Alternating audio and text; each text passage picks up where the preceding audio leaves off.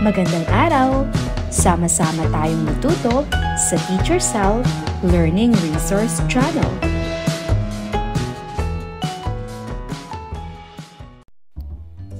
Revised K-12 Curriculum EPP ICT 5 Quarter 1 Week 4 Desktop Publishing Software Formatting Text and Graphics for Publication.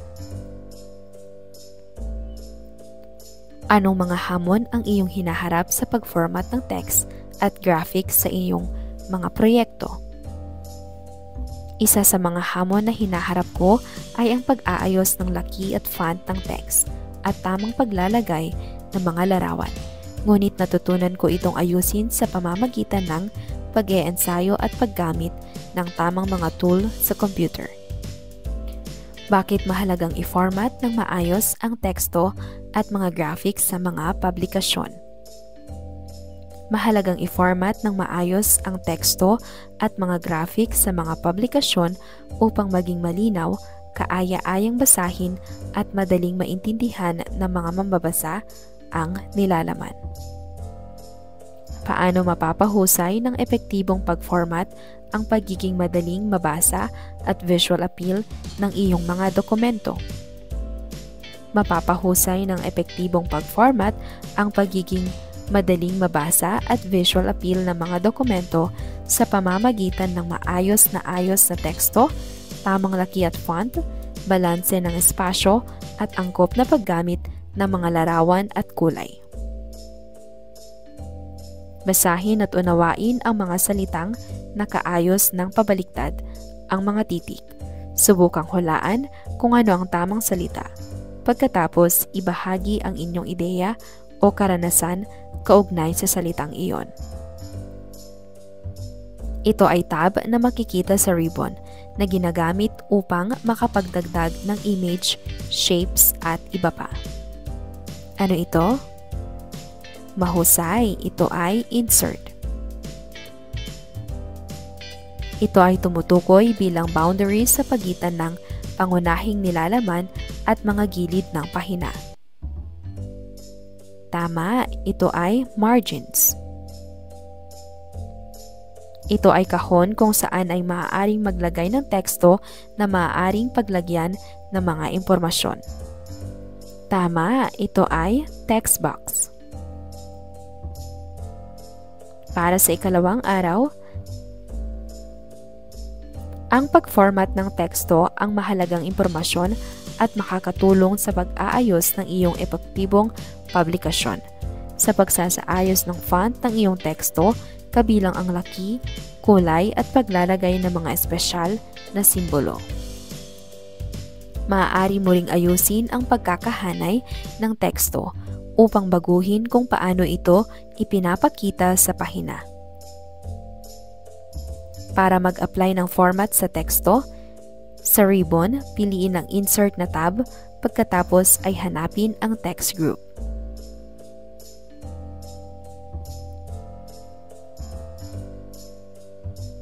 I-click ang command na Draw Text Box.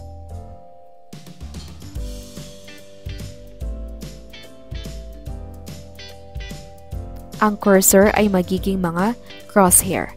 Mag-click kahit saan sa iyong publikasyon at i-drag ang iyong mouse upang gawin ang text box. Maaari ka na ngayong magsimulang mag-type sa loob ng text box. Para baguhin ang font, i-highlight ang text at pumili ng naaayon na font size, color at style para sa iyong dokumento. Ang mga larawan ay isang mahusay na paraan upang magdagdag ng visual na interes sa iyong publikasyon. Depende sa uri ng publikasyon na iyong ginagawa. Ang pagdaragdag ng mga larawan ay nagbibigay ng kulay at kawili-wiling hitsura na nakakapagbigay ng interes sa mambabasa. Para mag-apply ng format sa graphics, piliin ang Insert na tab, pagkatapos ay hanapin ang Illustration Group.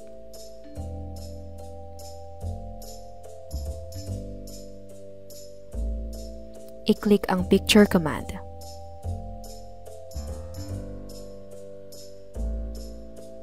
Lalabas ang dialog box ng Insert Picture. Hanapin at piliin ang larawan na gusto mong ipasok, pagkatapos ay i-click ang Ipasok o Insert. Ang larawan ay idaragdag sa inyong publikasyon. Maaari itong lakihan o liitan ng naaayon sa inyong dokumento. Para sa ikatlong araw, panoorin ng mabuti ang mga video na ipapakita ng guro tungkol sa pag-format ng teksto at graphics. Habang nanonood, obserbahan kung paano ginagamit ang iba't ibang elemento ng formatting tulad ng font style, laki, kulay, spacing at paglalagay ng mga larawan o graphic. Para sa unang video, how to insert and modifying text box in Microsoft Publisher. Sa pangalawang video, how to insert image in Microsoft Publisher document. Formatting. Ang inyong klase ay hahatiin sa dalawang pangkat. Ang bawat pangkat ay may nakaatang na sariling gawain tulad ng nasa ibaba. Sa unang pangkat, formatting text. Pangalawang pangkat, formatting graphics. 3, 2, 1. Magbigay ng 3 bagay na iyong natutunan, 2 bagay na nagustuhan mo, at 1 bagay na nais mo pang malaman. Narito ang maaaring maging kasagutan. 3 bagay na aking natutunan, mahalaga ang tamang font size at style para madaling mabasa ang teksto. Ang mga larawan o graphics ay dapat may kaugnayan sa nilalaman. Ang spacing at alignment ay nakatutulong para maging organisado ang dokumento. 2 bagay na aking nagustuhan. Ang panonood ng video na may halimbawa ng magandang formatting. Ang pagkakaroon ng pagkakataon na magbahagi ng sariling opinyon at karanasan.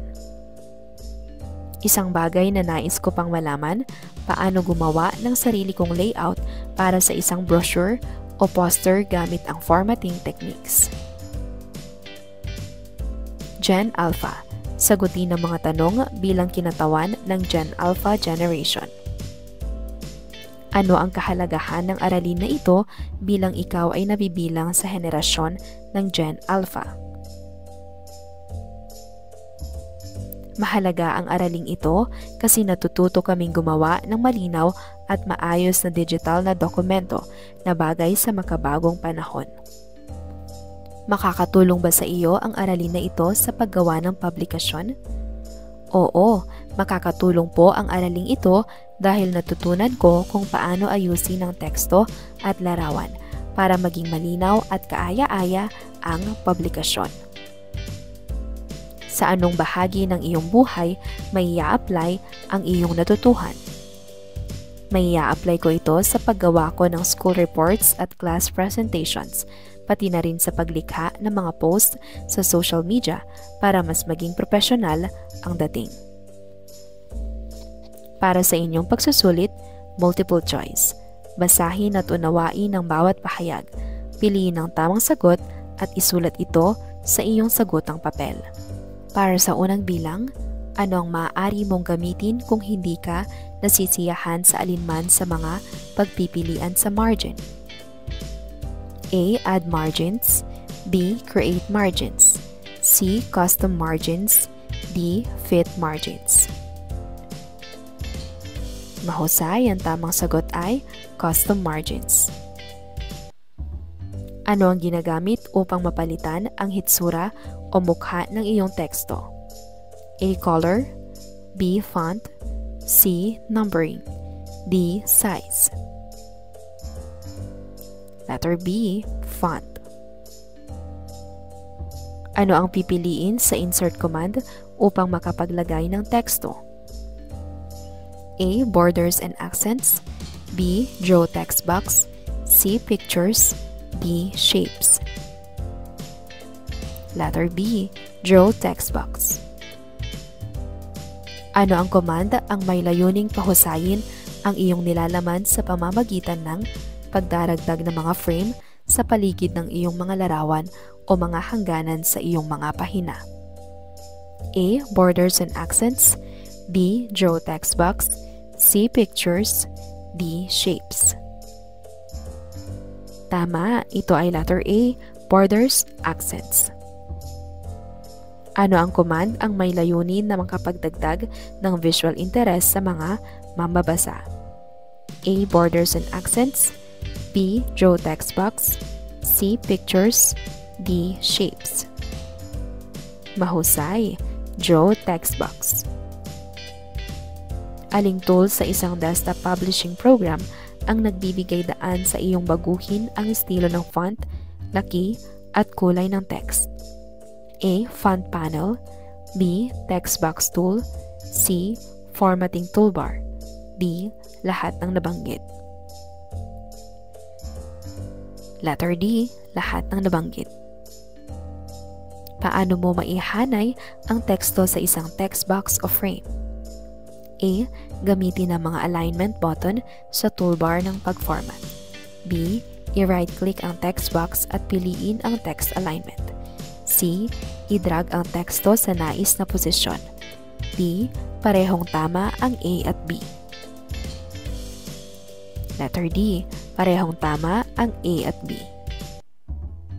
Ano ang layunin ng feature na wrapping o text wrapping sa desktop publishing software? A. Upang balutin ang teksto sa paligid ng mga imahe o bagay. B. Upang lumikha ng mga hanay ng teksto. C. Upang magdagdag ng mga hangganan sa paligid ng teksto. D. Upang baguhin ang direksyon ng teksto. Ang tamang sagot ay A. Upang balutin ang teksto sa paligid ng mga imahe o bagay. Aling tool o feature ang maaari mong gamitin upang i-crop o i-resize ang isang imahe sa isang desktop publishing program? A. Picture tools. B. Crop tools. C. Resize handles. D. Lahat ng nabanggit. Letter D. Lahat ng nabanggit. 10 bilang, paano mo maiikot ang isang imahe o bagay sa isang layout ng desktop publishing? A. Gamitin ang hawakan ng pag-ikot. B. I-right-click at piliin ang rotate. C. Gamitin ang rotate tool o command. D. Lahat ng nasa itaas ay tama. Ang tamang sagot ay letrang D. Lahat ng nasa itaas ay tama.